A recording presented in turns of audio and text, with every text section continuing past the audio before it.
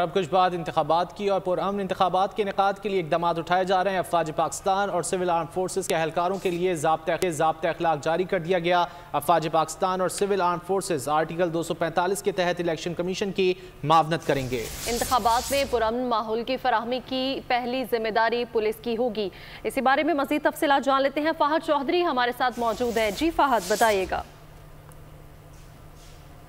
Civil arm forces کے لیے ضابطہ اخلاق الیکشن کمیشن نے جاری کر دیا ہے، جس کے تحت فوجی اور نیم فوجی اہلکار صرف انتہائی حساس پولنگ اسٹیشنز کے باہر تعینات ہوں گے۔ Civil arm forces ballot papers کی چھپائی کے دوران سیکیورٹی فراہم کریں گی، جبکہ ڈی آر او کے دفاتر تک بیلٹ پیپرز کی ترسیل، انتخابی سامان کی پولنگ اسٹیشنز تک ترسیل اور پھر انتخابی عمل مکمل ہونے کے بعد سامان کی واپس ترسیل کو سیکیورٹی فراہم کی جائے گی۔ مسلح افواج آرٹیکل 220، 245 اینٹی ٹیررزم ایکٹ اور الیکشن ایکٹ کے تحت فرائض انجام دیں گے۔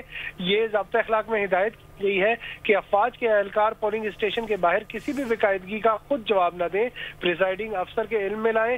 اہلکار پریزائڈنگ افسران یا عملے کے کام میں مداخلت نہیں کریں گے اور کسی بھی قسم کا جو انتخابی سامان ہے وہ سیکیورٹی اہلکار اپنی تحویل میں نہیں لیں گے۔ جی ٹھیک ہے فہد چودھری، بہت شکریہ۔